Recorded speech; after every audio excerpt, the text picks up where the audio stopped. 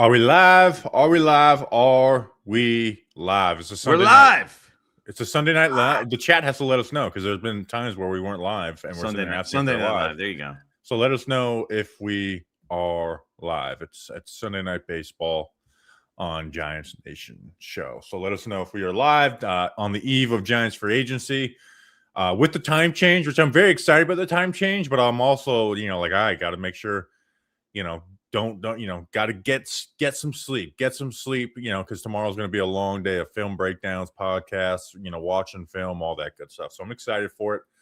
And the people are saying that we are live and late.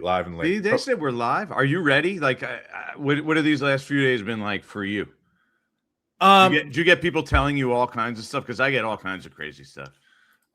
No, not really. There's a couple people who I'll talk to, and there's there's two names that I have from someone that I trust. Where I'm like, all right, you know what? I'm going to watch a game of film on each of those guys tomorrow. For one, so I can kind of have an idea to fire off some tweets of that player when we get some stuff ready, and just be a little ahead of the game for if I have to do a film big break. Physical players.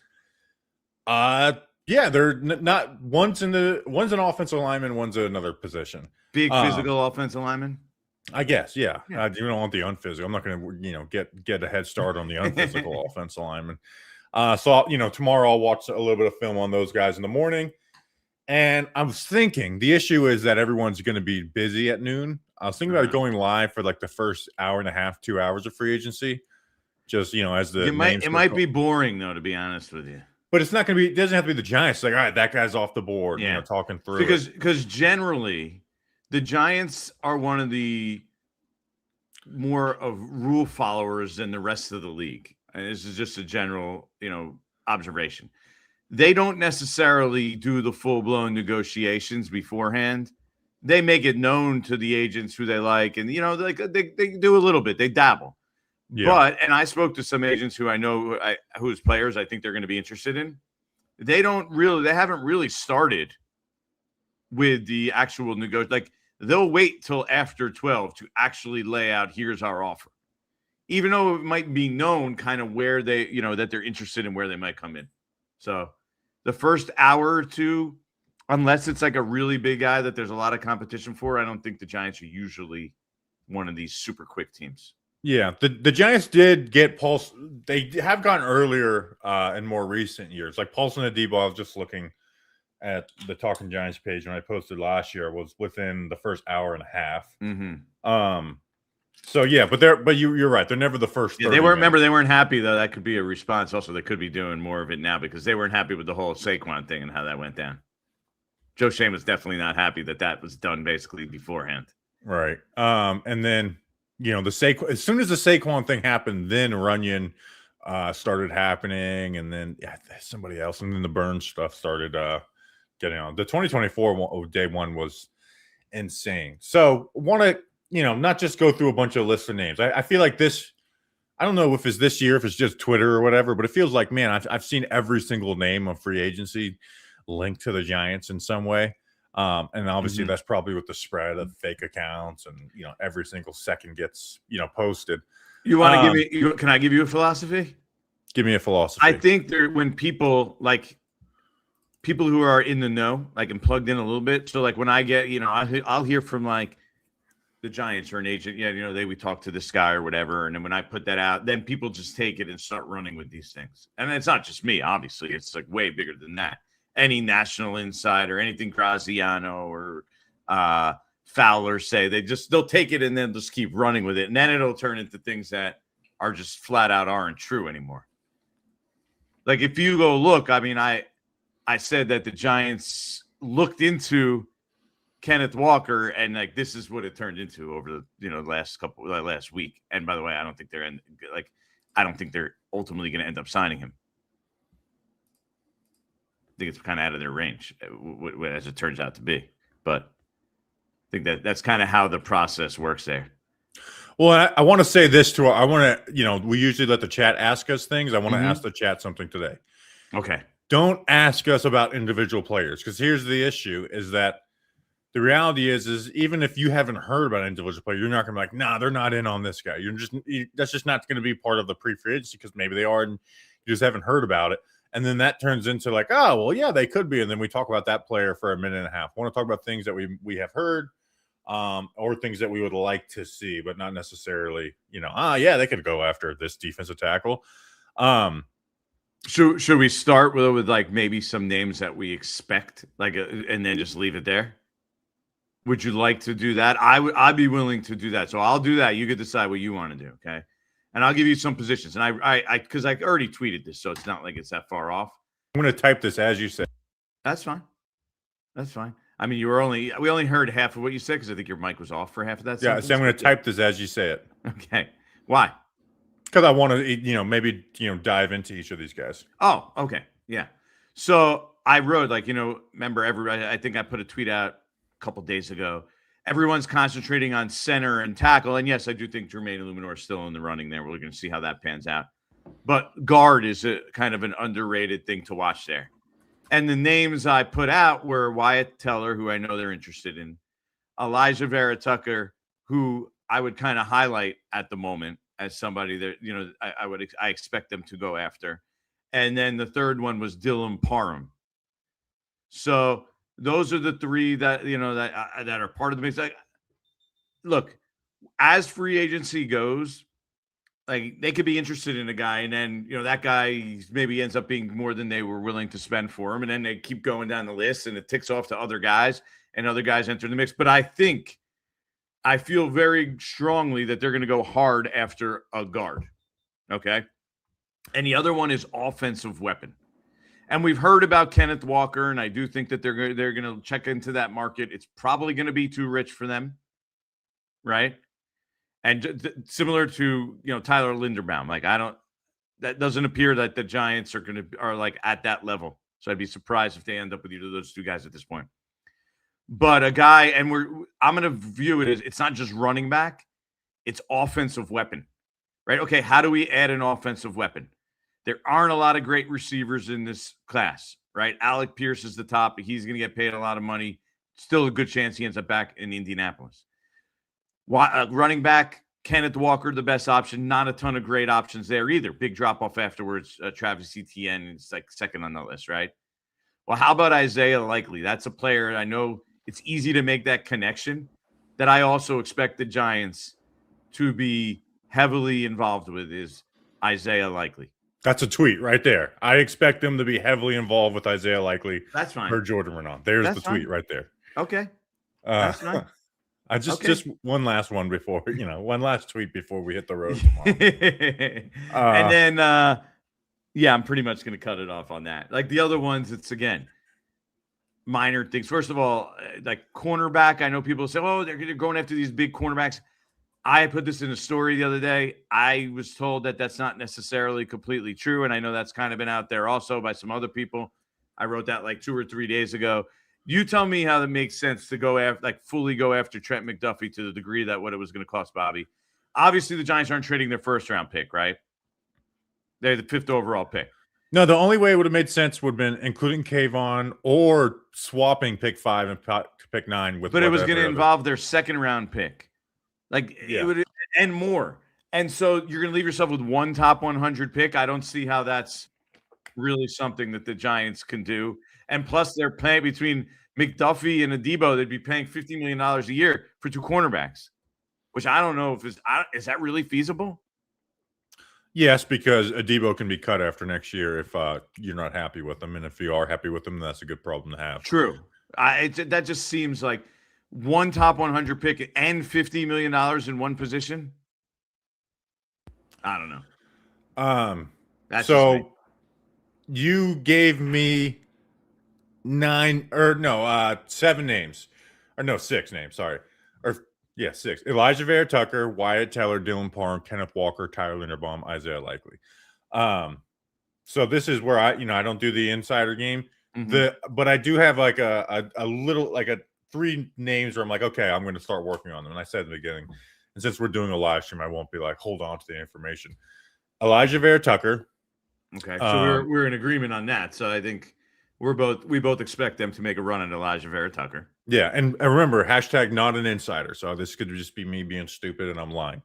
Remember that. I could be a lying scumbag with this. So don't take any credence into this. Alex Anzalone and then Jordan Stout. And with Jordan Stout is that they might be making him the highest paid punter in the NFL. He's the punter from the Ravens. And then I have heard he's going to get paid the highest of any punter in the NFL on his new deal. Obviously, it's a connection to Harbaugh. And I did mention Anzalone in a story. I believe it was in a story. I definitely said it at some point, maybe even in our last episode, that they had at least expressed interest in Anzalone. So that kind of makes sense. I don't know if he's going to land with the Giants. Tremaine Edmonds is definitely a name that I would at least keep an eye on also. Now that he's not, you don't have to, he's a free agent. But price has to fall into the Giants range. So I think that's probably around the 10 million mark. Like Tremaine Edmonds, what was he at before? 18-ish? Something. I think it was around 14 or 15. I remember that's the year okay. I think the cap hit was 18. So yeah. Yeah. They obviously wouldn't have had to take on the whole cap hit because some of that's dead money. Yeah. But yeah, I think the $10 million range or under is probably where the Giants are going to come in at middle linebacker and leave open the possibility of Sonny Styles. So, Elijah Vera-Tucker, we both have that name. Also, sometimes I'll ask, these are the names I have. And sometimes people say, no, I haven't got that with Vera-Tucker. What do you think? Do you have any intel on what he could come in at? Because I love Elijah Vera-Tucker. Man, he's such a good player. He's awesome. But, a capital B-U-T, he's missed so many games. And he's literally missed all of last year with the torn tricep. He missed 10 games in 2022 after his rookie year. Missed 12 games a year after that with a torn Achilles. And then even, in 2024, he missed 2 games with a sprained ankle. This is a guy who has now missed, 22, 24, 41 games over the last 4 seasons. Yeah, I would expect Zion Johnson to probably or come in at the highest of the guards, or, David Edwards from the Bills kind of up there too. And then Elijah Vera-Tucker's in that next level, that $13 to $15 million a year range, probably 12 to 15. It's not going to be cheap. Could you? Yeah, I guess I'm doing the thing where I told her, it's could it be this? And then if you don't know, you're not going to say no. Wyatt Teller's probably the 10 to $12 million range, a little bit less. Yeah. He's at the, closer to the back end of his career. Obviously, like you said, the Vera-Tucker deal has to have contingencies. You're probably only going to guarantee him 1 year. Well, I don't even know if you can guarantee him 1 year. I think you can make the Jets Tyron Smith deal. I know he's much younger than Tyron Smith, where this is literally you are paid to play. This is a $15 million deal with $4 million guaranteed. The rest of that is $750,000 per game active. He has a good agent. He'll probably get guaranteed money into next year, but it's still the Giants will make it so that, hey, we'll just have to eat that guaranteed money if, God forbid, he gets hurt, it doesn't work out. You know what I mean? So that's what I mean by 1 year, but a good agent will get him money into next year. So, he's too good a player, like you said, to not have to probably guarantee anything into next year. I don't think you can get him on a straight 1 year deal. It's just so many missed games. Look, I'll tell you this. So I was talking to someone else, an executive for another team, and I brought up that name, and he's like, "Oh, so they want a player who's just not never plays?" He's like, I wouldn't even go there. To him, that was just way too risky a name. And he's like, yeah, it's a good name, and you're like, that guy's a good player, but is it a good player if they're not on the field? And it's a player that's just not on the field. It's just a bad player then, or nothing player, because you're not getting anything there. So that injury history certainly will definitely turn off some teams, if not a lot of teams. Yeah, that's almost what we talked about him for a little bit on our free agency preview on Friday, me and Grump. I was like, that's almost what intrigues me, though, is because the injury history is so bad that contract might be such a steal that it's all right, you know what? This is really not higher risk, because if you make his incentives on games played, the cap hit is so low this year because he missed every game. So there's no likely to be earned incentives on that. There's literally not a single likely to be earned incentive on that. There'll probably be several million in per game roster bonus. Somebody asked, didn't Edwards re-sign with the Bills?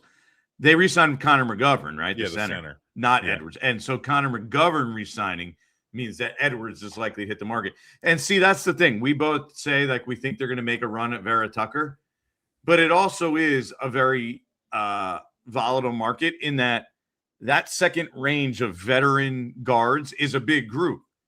So like if Vera-Tucker, one team likes him a lot, it can go over. It can go over where they want. There's a lot of guys. There's David Edwards. There's Ed Ingram. There's Dylan Parham, Joel Bitonio, Wyatt Teller, even our old friend Kevin Zeitlin. So there's a lot of veteran players in that like $10 million ish range. If that's the value they want to pay, $10 million. Let's just say I'm making up a hypothetical number. And they say and if anyone's over that, we don't want to go over there. They'll probably find a guy in that range that we know is a quality player at that position or has been throughout his career. Let's do some super chats. Thank you for being a member for 2 months, Prime. Jordan, grabbed your book, The Franchise, this weekend. Awesome read so far. Let's go Big Blue. So Dylan Manning read your book. How about that? Dylan. All right. Appreciate it, Dylan. I thought this was, so I saw the guy that we mailed out the winner that we're giving out a book a month. Yeah. Right. Book a month. Jamie. And I sent it out. He got it this week. I don't know if you saw that. So he commented I saw it on the chat earlier here. Yeah, he tweeted it out. I retweeted it. Yes, I did. I saw it also. I wasn't sure. I couldn't remember that you retweeted it. But yeah, so we definitely saw that and appreciate it. And so every month we'll be giving away a book. So appreciate everyone. That's all the support from everybody. There's 2 more super chats. I want to save one for the next. Have you read it, by the way? Or you've never said anything, so I'm guessing you never did. Look at that smirk. I haven't read any books, though. There's just no support. I'm like, I have 2 of them. You're like my boss, you think, at least? I have 2 at the very least, we're co-workers, which I think on this spot are co-owners of this venture, and no support whatsoever. Dude, I am the ultimate buy a book and being like, I'm gonna read it and then not read it. We were just in St. Augustine. I bought like $40 worth of books. So I was like, I'm not gonna read any of these. I gotta read it though. You know what? Maybe I'll turn that into like a Patreon series, like reading a chapter of the book every day. Let's, give me. You know what? That's a good idea. Once the draft is over, we're gonna do book club with the book. That's a Bobby Skinner guarantee. Draft over, Bobby Skinner book club. Read a chapter a day. Or we could do like a segment at some point in the spring. Bobby's critique of the book, and in each chapter you read, you could come with a critique. I know people will like you taking shots at me. So this is, you might have to pay me for this. So like I said, I'll read a chapter a day, make a Patreon post, discuss it. And then that's it. But Stan, he left a super chat and then forgot to leave the comment. So I found the comment. Can Jordan or Bobby get me unblocked by Dinger? I can't. Called him a pineapple too many times, or Dunleavy, too many petty arguments over Saquon. I could probably help you with Dunleavy. Graziano probably, it's just like, I'm going to keep you blocked, right? Yeah, I mean, I could make a special request. I don't know if he's going to listen to me. Actually, I was hosting national radio for 2 hours, and I asked Dan to come on, and he came on today. And the co-host lost signal with Dan, and so he thought he wasn't there, and he just basically cut him off mid-sentence because he wasn't hearing Dan in his earpiece at all, and just cut him off. So I'm having to deal with massaging that situation of Dan just abruptly and unceremoniously being cut off and disconnected and be like, oh, thanks, Dan, in the middle of his thought. So there's What Stan, is that? That's Stan McCune right there. He was part of the Charlotte live show. Oh, okay. Hey, Stan. All right. I'm very excited for this super chat. Any idea what Dunleavy's vague Giants rumor tweet was about? This was the most insane tweet I've ever seen a Giants reporter, media member ever. I actually think it's the most insane thing ever. I'm gonna pull it on the screen to read through it. So you know that we have our some of us have like a group beat reporter. It's actually a whole bunch of reporters. Some guys don't even cover the Giants, and we just relentlessly made fun of him for that tweet for like an hour. Yeah, let me share it on the screen for people that haven't seen it, in which everyone has seen it. Greg says, "What about Connor's erotica?" Yeah. That got like days worth of ridicule for him for sure. I don't usually do this, but making an exception. I heard a Giants free agency rumor so outrageous today I'm going to need like 8 sources to verify it's true. If it happens, I'll circle back to this flag plant. And then he said, let me calm excitement, surprising, non-core altering like many of these names in the reply. Like that's, and I've gotten more texts about that than anything else this weekend. People were like, you know what that Ryan Dunleavy tweet was about? I texted and I was like, that was insane. And just nothing. Like, I've racked my brain about it. Nothing makes sense for him to say that it's like, oh, it's not as big of a deal as you guys think. It doesn't make sense for it to not be a big deal. Yeah, I mean, the two things that came to my head. The first one was Odell Beckham Jr. Like, okay, fine. Odell would like to come to the Giants. He's made that known publicly. He has a relationship with John Harbaugh. Sure. And the other one would be like Travis Kelce. But that is a big deal because Travis Kelce is literally is probably the biggest star in the NFL right now over any quarterback. So how could we say that's not a big deal and he's not a big player? So that doesn't make a lot of sense, right? Yeah, that's my goal of free agency is that all right, now that it's over, who was this player? Because even like you can't, people are like, oh, is it a kicker? It's like, no, kicker is core altering in a sense, I wouldn't think he would think it's a kicker. And also, someone says it was about Brandon Aubrey. Also, again, like Brandon Aubrey, the Giants aren't giving up a second round pick. They won't pick at all on day 2. Like that's not feasible for this team right now. Yeah, there's a conversation about like the Rams being like, you know what? Let's trade a second round pick for Brandon Aubrey. The Giants, absolutely not. So I hear stupid stuff all the time, and so that's why I would never tweet that. But like, even let me tell you, the other day, somebody said, "Yo, I heard the Giants are really serious about getting Max Crosby," and I'm like, that makes zero sense. I don't believe that. Like, I can't believe that. Like Max Crosby, they're going to trade multiple high picks for Max. Like they're literally the only position they have invested in, and they're probably good at. Is edge rusher. But like these are the kind of stupid things that there's some people that say to me all the time. I get all kinds of stuff like that. DMs, text messages, agents trying to sell you stuff. Like your job is to kind of decipher through the stupidity. Oh my God. The Packers writers the other day that were like, Rashawn Gary was hacked per source. I quote tweeted one. I was like, have some pride in your profession, dude. Like this is embarrassing. He's one of the best reporters in the business. So I'm not going to get on him. I'm sure. But I like and subscribe. I'll change the subject. Like and subscribe. All right, so we hit Elijah Vera-Tucker. Isaiah Likely. That was obviously a Ravens .connect from the day that they hired John Harbaugh, right? If there was like, it was Tyler Linderbaum, Isaiah Likely. Then that all went away. You brought it up. You know why it went away? I think there was rumblings like they didn't love each other. I Likely said things on the way out. The Ravens coaches weren't super high on him. And I have heard that. I did hear that too. But in the end of the day, it seems like they want to make a run at him.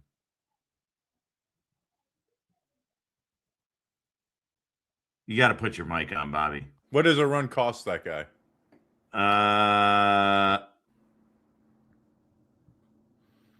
10 to 13 million a year, probably 15 million, maybe tops. So when we're talking about, okay, they want to add a weapon.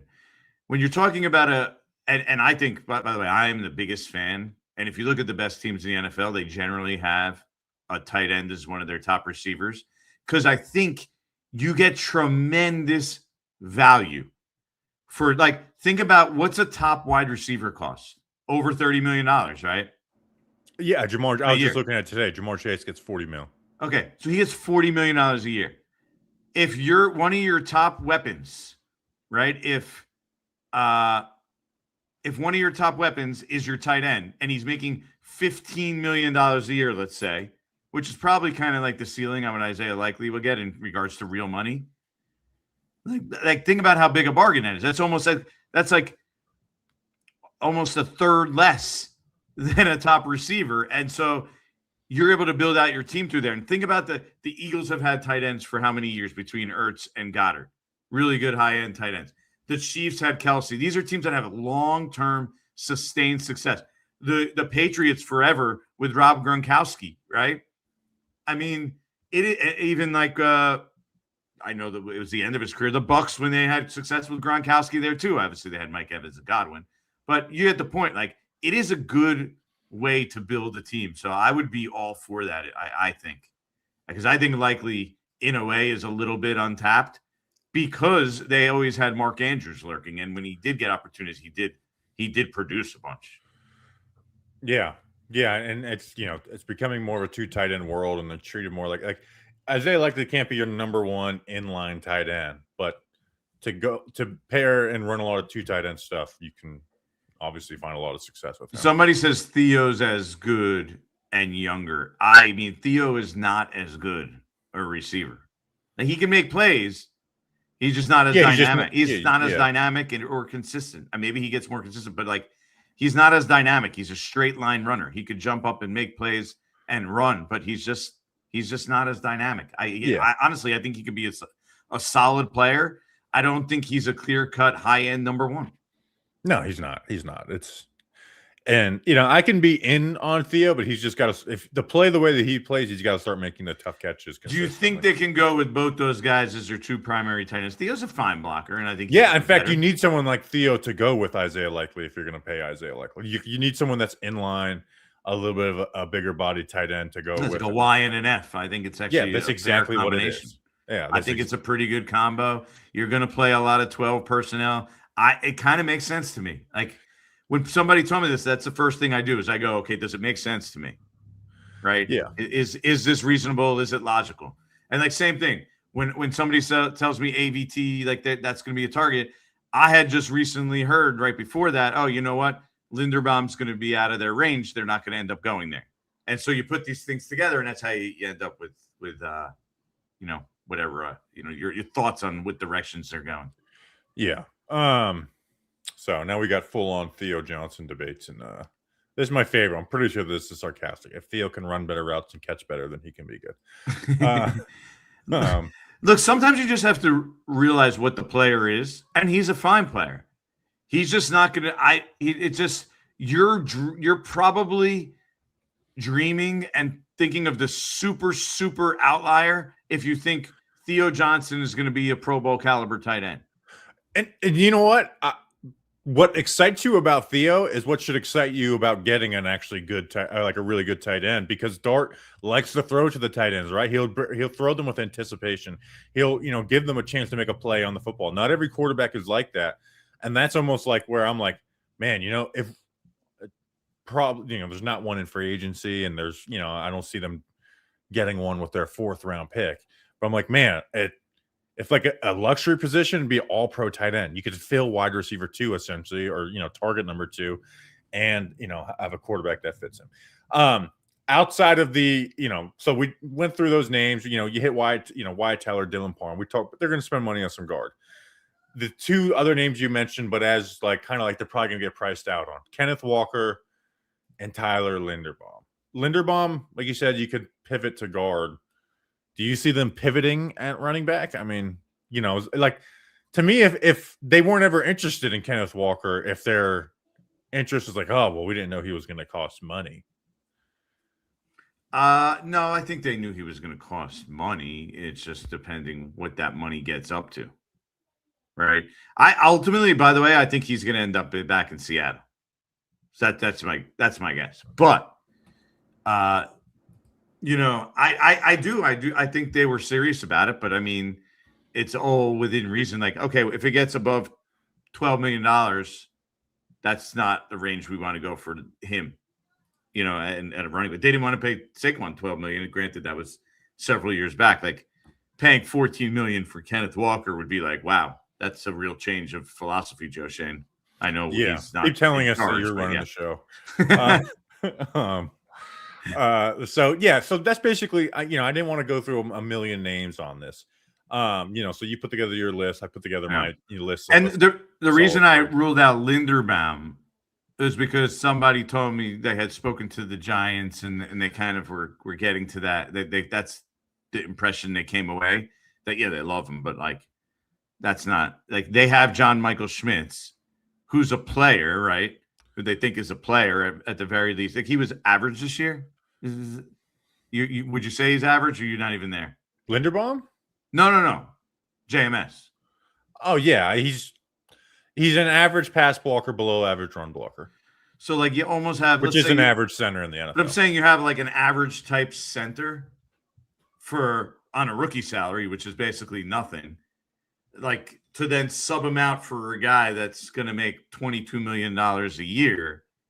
Like that's a big move when you could then just invest. If you have an average center, you can invest it around him. I think it's probably the better build philosophy. Yeah, but I had a take on the free agency preview. Is like that's good for like team building and when you're generally talking about it. The issue is with the cap exploding, premium players at premium positions are never available in free agency. Mm-hmm. So you're getting the guys that are injured or old, or the team that had them thinks is a little bit overrated, or the guys who are actually really good at that good teams are making the decision like, hey, we're not going to pay this position, and that's your chance to where it's like, I would be excited about getting Kyle Linderbaum, not just because he's the best fit for this year, but that guy's probably going to be my center for and for the next 6 to 8 years, likely.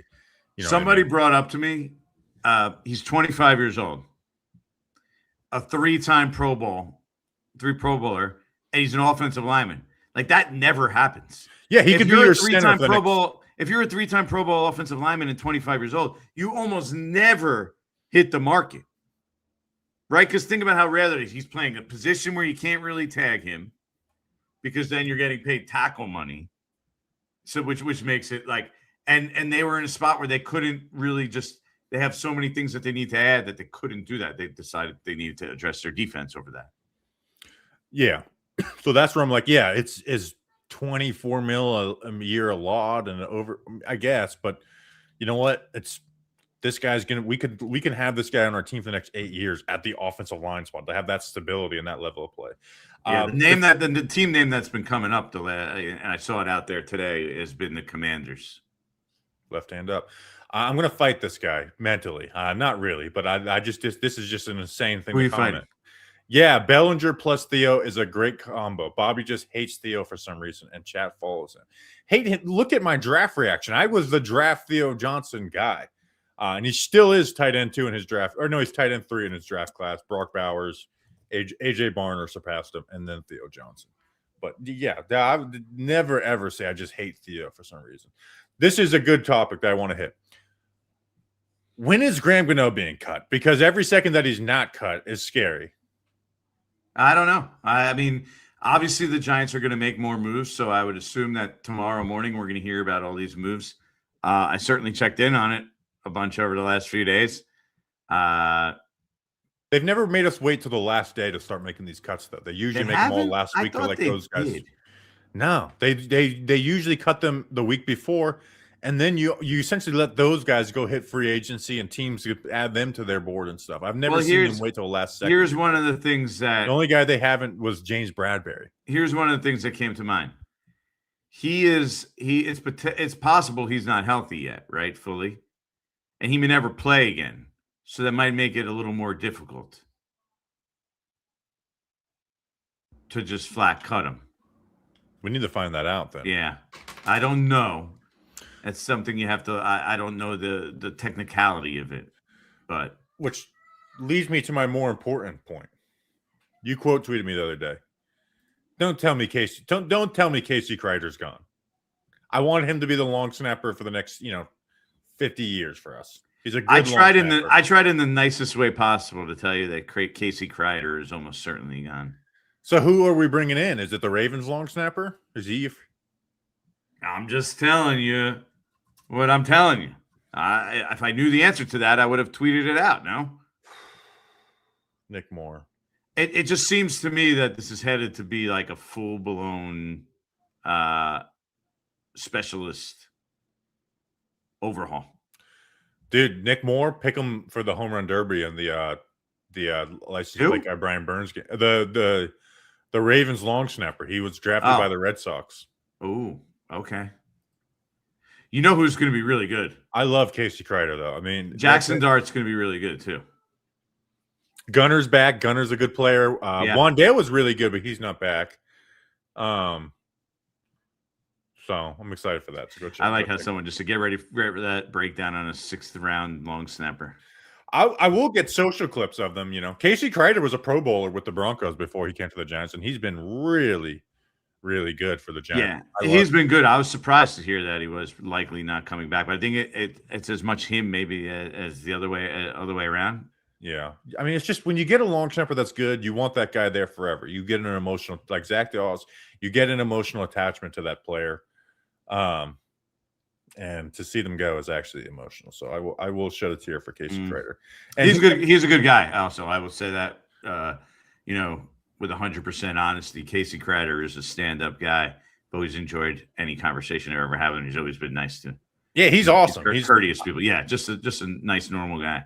I'm not joking. Like, I'm not being funny. Like, I genuinely have an emotional attachment to Casey Crater. I'll never forget that stupid long snapping Twitter page that sold the final vote for the long snapper award to bots. Let's see. So, okay, this is all things point to Wandale being gone. Flott seems like the little bit, like no one really has a good idea of what he's doing or whatever. Luminor. He's everyone's number one priority to be back. Are they going to do the right thing and bring this guy back to the Giants? I think it's in the realm of possibilities. But again, we'll have to see what happens. Jermaine Luminor, this is his last chance at a real payday, right? He's 31 years old. This is the best he's ever played in his career. He's a free agent. He bet on himself 2 years ago to get to this point, right? If he gets a bigger offer, he's going to take the biggest offer. If he gets more money, I'm making up a random place, but I don't know, Houston, only because I know they have no state income tax in Dallas, and he's getting more money in Houston. It's a better quality of living, and it equates to even more money because of the no state income tax. Like, Jermaine Luminor is going to take that, is my opinion. 100%. And I don't begrudge anybody for that, and fully understand. Well, here's what I'll begrudge: the Giants pay him what it costs. Do not mess around with that's where it's like it's just don't mess around with this. The other right tackle options in free agency are not going to be the same level unless you just nail it, right. You got to really hit it at the park. This just seems easy to do. Give him a 3-year deal that's essentially a 2-year deal. Pay him $21 million, $21.5 million, or whatever it costs. Just do it. Like, don't play hard. Don't get in the hardball with this. Give the guy the offer that brings him back. Like, just keep it simple, right? Where with other contracts, just like, this is probably my breaking point. If it gets to this, I'm letting him go. Don't play games with the offensive line, and in turn play games with Jackson Dart. That's where I'm at. So. Yeah, I mean, I kind of agree with you because you're already at least putting in a new guard or somewhere. So I mean, you don't want to turn over too much of the offensive line. You have to turn over like 3 spots on the offensive line. To me, that's almost counterproductive to a degree. I'm also for bringing Greg Van Roten back in addition to signing a guard. Will he come back on that deal if he's not like a slated starter, though? That's the thing. Greg Van Roten is a New York guy who makes his home here. This is his home. I think he would be motivated. And I'm just giving my opinion. I don't know this. I haven't asked him personally, and I know he has said he wants to continue to play. But staying in the area, I know, is important to him to a degree more than most players. He lives. He has family there, 2 young kids. He's. I think there's reason for him to stay in the market, but I also understand he played well last year. He played pretty well last year. Like, he proved he could still start in the NFL. Like, he's not a Pro Bowler, but he proved you could certainly get by with him at the very least as a starting guard in the NFL. Yeah, I would sign him to the same contract 10 times out of 10. It's just it was probably one of his better years last year. Yeah, and you know what? You also have like that same competition with maybe the Jets or whatever. So I would like to bring him back as well too. And like you said, unlike the New Jersey, New York, this guy went here. That stuff gets a little overblown. With him, like you said, I don't think it is because he actually is like a part of this area, and like you said, his kids are young. Like. And he's 36 years old, right? He's not, 26 years old trying to revamp and get a big contract somewhere else or whatever. So, yeah. So I think he's kind of a friend of the show, right? We've never had him on the show, but he's a Giants Nation show commenter. So we love those guys. Seeing him like being active and funny on Twitter is also like one of the biggest like whoa moments of the offseason so far. Because the Giants Nation show brought it out of him. Because remember last year I made some Instagram reels about him of like where is he entering the Hall of Fame with? And Greg Van Roten did not win NFC Player of the Week. He's actually funny and he's a great guy. The ironic part is he really doesn't. He's great when he does media, but he really doesn't like to do media. So he's really not around during the season. You like never see him. But when he does do it, like after games, like he's so honest and good and like he's awesome. And he's actually funny when he does this stuff on Twitter. I wish we could see more of this from him. I wonder if like, towards the end of his career, the last couple of years, we do get to see more of it. Oh, we will. And I thought you mentioned he doesn't like to do it. He's good. If you ask me what's the most insightful quote of the OTA season last year, it was Greg Van Roten talking about Evan Neal moving the guard. We're like, closer in space, less space.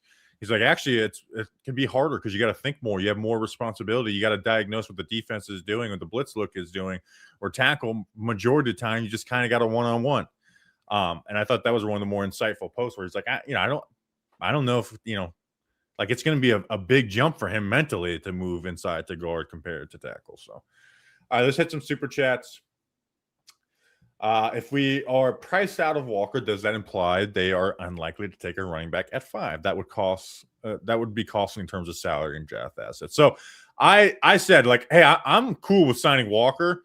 I'm not with drafting a running back at 5. If you're not going to pay, if you're saying Walker's out of your price range, then pick 5 has to be out of your price range for a running back, right? I don't love it because you're not getting the value in regards to the salary for the player, but I wouldn't look at it that way in regards to compare Walker and him because I think the Giants, if they say which is the better player, they'll probably have Jeremiah Love, right? Like as a significantly better player. Like if they draft Jeremiah Love at 5, it's because they basically have him as Bijan Robinson, which so as like that level of a player. Right. Yeah. This is a good one. How would you feel about Kayvon in a 4th and a future 5th for T. Higgins? So that's not going to happen because the Bengals aren't going to trade. And the 4th and future 5th. So Kayvon, a 4th and a 5th. Yeah. Why would the Bengals? Well, Kayvon's value is basically what, like a day 3 pick right now? How is it for a young, good edge? It's a 4th round pick. That's crazy to me. Like, what was Jermaine Johnson? A player, Tavondre Sweat. That Jermaine Johnson is 4 years older. That the Titans didn't like. The Titans didn't like. I understand, but Jermaine Johnson is 4 years older and has half the production. Does he have half the production? Yeah, Jermaine Johnson has like 13 career sacks. How many does Kayvon have? He had 11 and a half in 1 year. Yeah, so does he have like 20 something? I think he has like 25 or something. Right, so that is double basically, yeah. And Jermaine Johnson is, let's see how old. He's 27 years old. Kayvon, I think. He missed a full year, Jermaine Johnson, so his production is basically in 3 years. Yeah. His best season is 7.5 sacks. 2.5, 3 in the other. Like the no control on him is what what gets people. Like it might be like a 1 year rental. But do you think he's gone? Because that's gotten a little bit louder. I don't have to say definitive. This is not. If I had a guess, yeah. In the end, they're going to get something where they just view, okay, we'd rather have that money to go get and then use it as other people. That's the thing I wouldn't want to do. And then add picks on top of that. Like obviously we were talking a pick or something in return.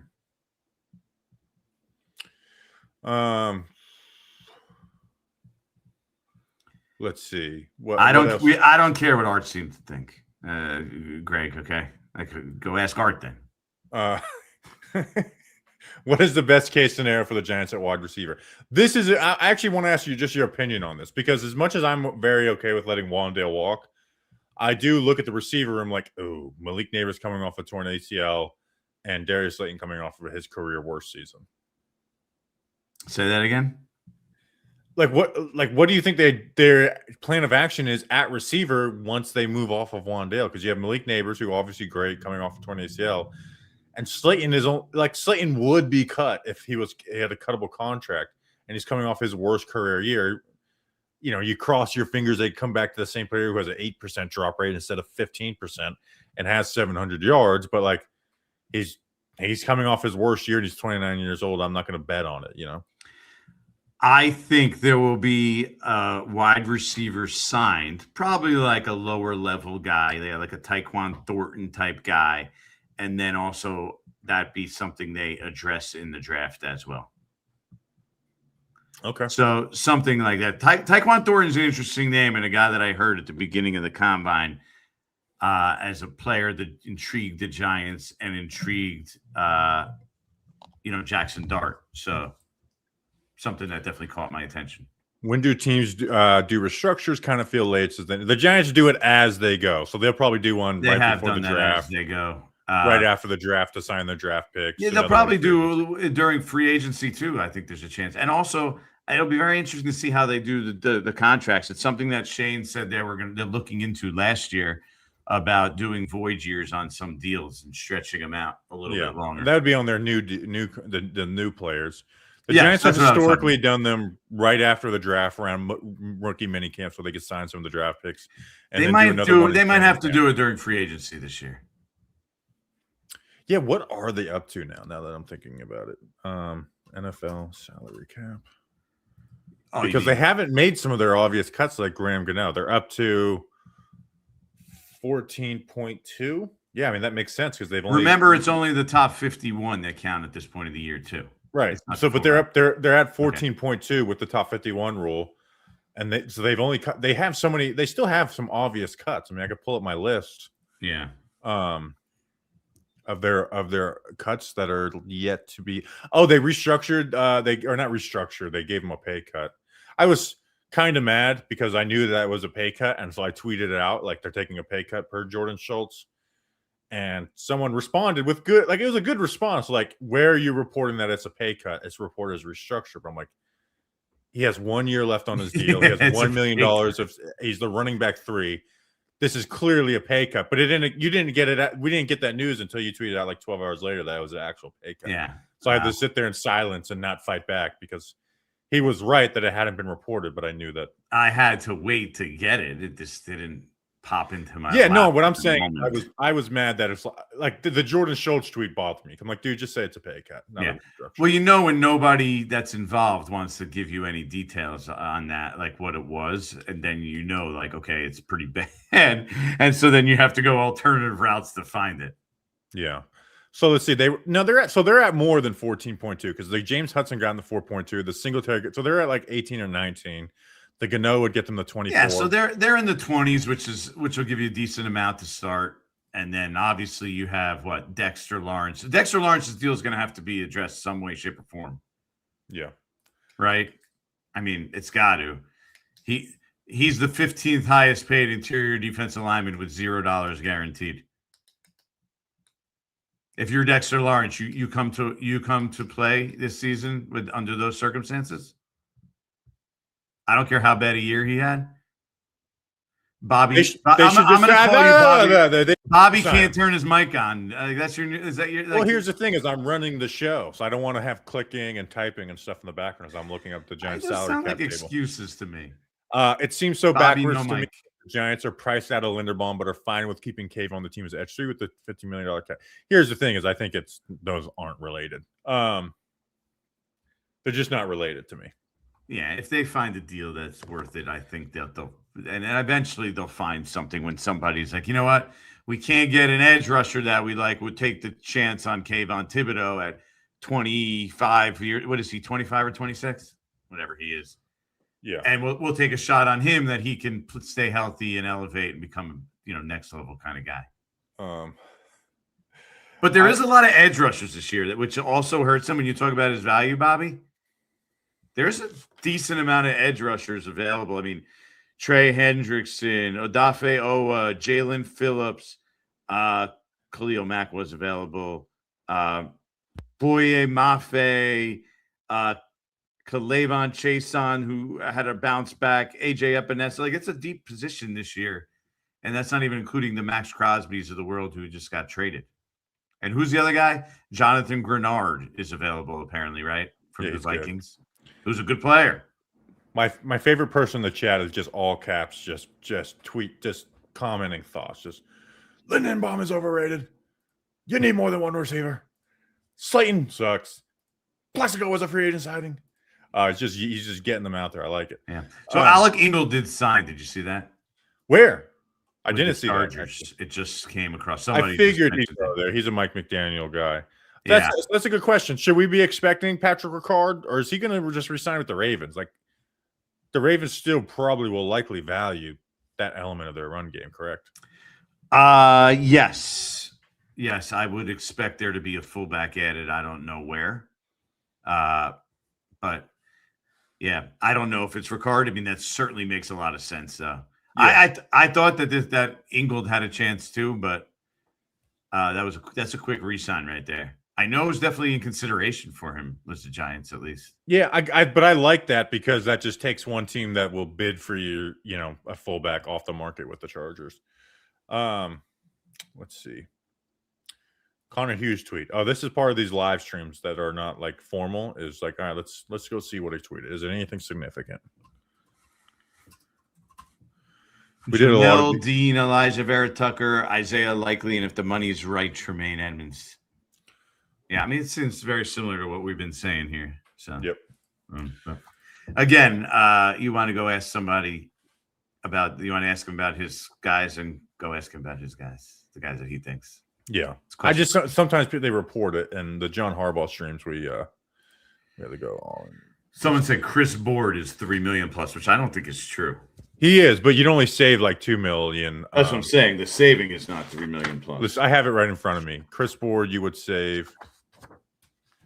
I don't have it right in front of me, actually. I have it, but I can't get to the page. Chris Board is 2.6, which I would do. If you're going to review, yeah, he was injured. He was injured. He didn't even play. Yeah, and he he was there with Harbaugh. Harbaugh didn't pay him that little bit of money to keep him on his team, so that actually may not help him. Let's see. All right, let's see if we got any more questions. We're at 52 minutes, so we don't need to go. Yeah, an hour is the right amount. So we got another 7 minutes here.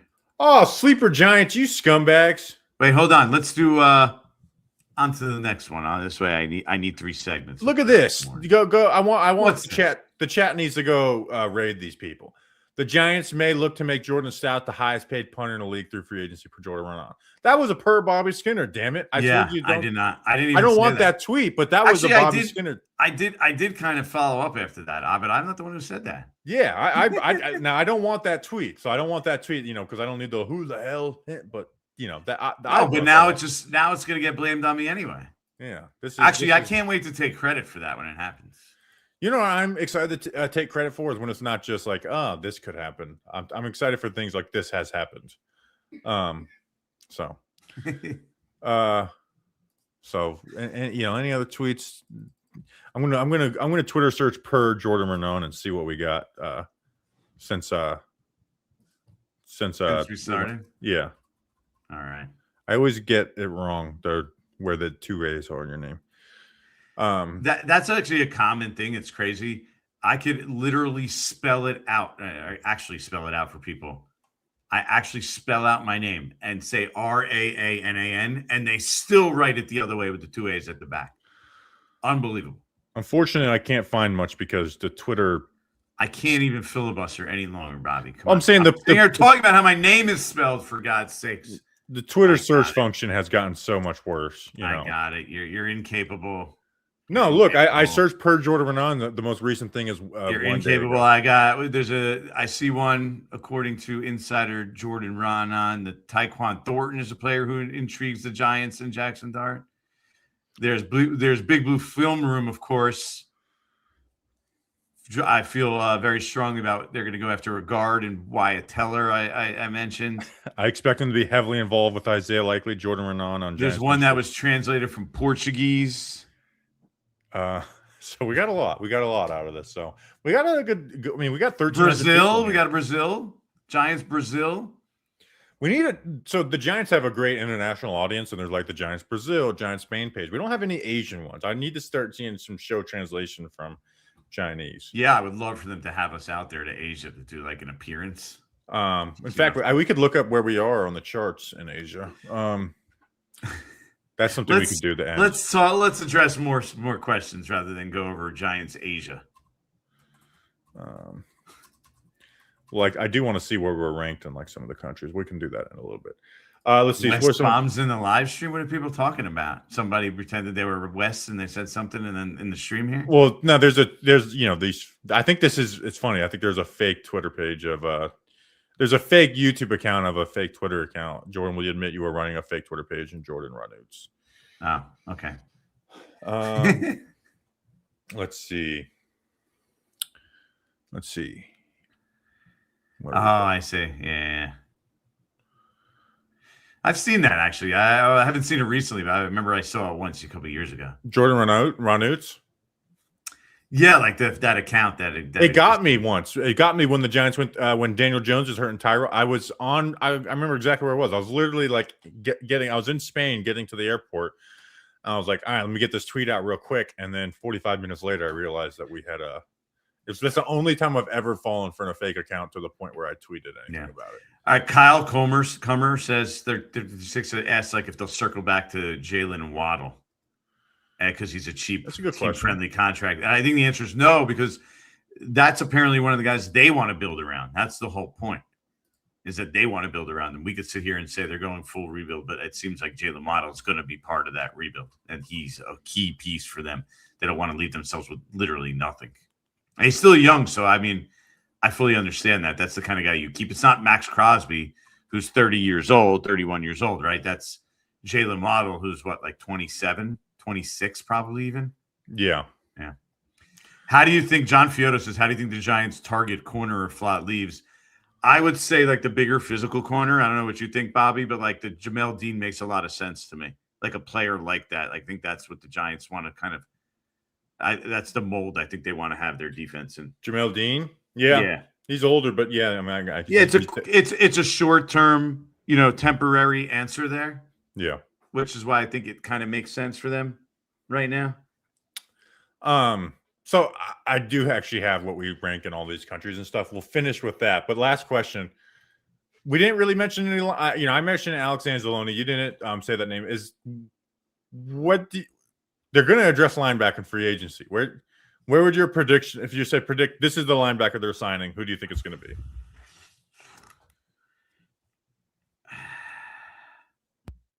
Edmonds. He's now a cut guy, right? So he doesn't count to the comp pick formula. Doesn't count for the formula. I think the price will be more reasonable than it was certainly on a trade, which is why no one was going to trade anything for him. I hear he's a great dude and an awesome leader. Not super loud, but when he talks, when he does talk, people listen. He's one of those guys that you want to build around and is a real culture guy. And I don't think you'll have to commit to him long term. So you could sign him, and then if you draft Sonny Styles, you could eventually just move to Sonny Styles, and you can, it doesn't need to be like we're stuck with Tremaine Edmonds, I think, for multiple years here. All right, so he's 28 years old, and he's had a bunch of started to get banged up. I think he's gonna be 28 though, right? Oh, maybe before the season, yeah. And he's been banged up a bunch the last few years, right? Even if it's like little things, definitely got banged up. Major time, but let me look. Let me trade Tremaine Edmonds stats. Tremaine Edmonds games played. Let's see. I mean, and I spoke to some people there that said that they thought he could still run well enough to play at a pretty high level. Yeah, linebackers just take wear and tear, but I mean, I don't know. I mean, he had 4 interceptions. I know interceptions can be a liar. Alec Ogletree had 5 that year. But he's played 8 seasons. Yeah, so but he missed 4 games this year, none the year before that, 2 the year before that, 4 so. Yeah, he's missed some games, but nothing crazy. Yeah. All right, so want to finish off with where does Giants Nation Show podcast? You can't do this on YouTube. but where do we rank within countries? So we got this. What do we think? Is there a strong Asian base? Actually, that's a good question. What is the country where we have the highest rank? It's not United States, so I'll give you that. So Brazil. Yeah, so Portugal. 20 seconds to guess. Norway. Which, by the way, I did give away $200 for that Gunner for one of the listeners for the Gunner Olszewski bet. Oh, wow. Wait, none of the ones I said are the right answer so far. Nope. Sweden. Nope. Netherlands. Nope. I don't think you've even gotten anybody in the top 10 yet. Really? Wow. Italy. Nope. France. Germany. Nope. Germany's got to be in the top 10. No. It might be in top. It's top 10 in total listeners, but rankings within that country. Ukraine. I actually do think we have a good Ukraine audience. They're close to top 10. They're not top 10. All right. So this is a reminder. This is not, total listenership. So this could, some of these countries, it could literally be 2 people and it just puts us top of the football rankings. So let's look at it. That's like Alec Ogletree making the All-Pro. Did you ever hear that story? Why he made All-Pro? No. I think because I was that year, I went and started looking at it when the Giants acquired him. Bobby Wagner or Fred Warner or whatever, I think it was Bobby Wagner, got like every single vote except for like 3, and like Ogletree had like 2 of them or something. You know what I mean? Like it's not like he got a lot of votes. It's just like that. I think it was Bobby Wagner got like every single vote. Yeah. So Panama, we are the number 3 football podcast, number 13 in sports. Philippines were number 4, Israel number 5, Turkey number 6, Costa Rica number 8, Slovakia number 9, Thailand number 12, Croatia 20. So Spain. I think the key here is smaller countries. So then because they're a smaller country, it could probably be a small number but create a bigger percentage. Yeah. Like obviously, yeah, that's what I mean, number 29 for a team-based football podcast that includes college, then it also includes a lot of the radio shows put themselves in that. Number 29 for that is I'm proud of that. In fact, I keep track of all the Giants podcasts, by the way. I get a report every morning. Number 1? We're number 1 every single morning for the last who does these rankings? Pod Status. So it's all podcasts. It doesn't matter if it's like not just Spotify. Nope. That's good. Then that's the nice thing about it is it doesn't include our YouTube audience, which is we're good in there. So this is a little bit of a bragging fest. Let's see. What's the lowest one that we're? I'm Bobby. Republic of Korea. We're number 2. That's our lowest known ranking. Japan 193. But we did drop 44 spots. Finland, France, Hungary. Might need to start marketing the Asian markets. Yeah, man. I almost went to Vietnam for the live stream last year. So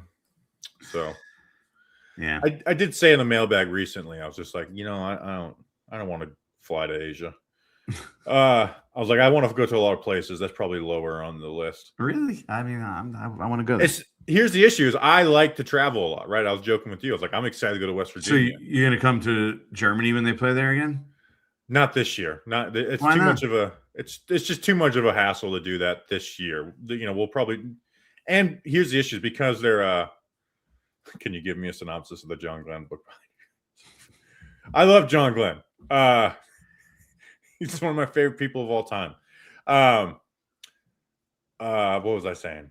Is there's so many places I want to go that there's places that I would love to go that are just lower on my list. Yeah.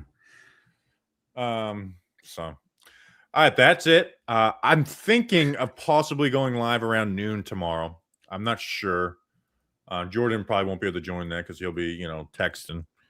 But you could do it like Ian Rappaport and Adam Schefter, where you're just texting and like I got text, I got answer phone calls. We could. I might be able to pop on at some point. We'll see how it goes. Yeah, we'll see.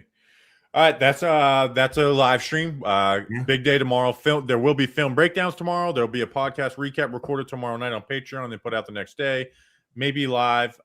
We're your number 1 spot for all Giants content. Those rankings just showed it. We appreciate you guys. We'll see you when we see you. Until then, let's go Big Blue.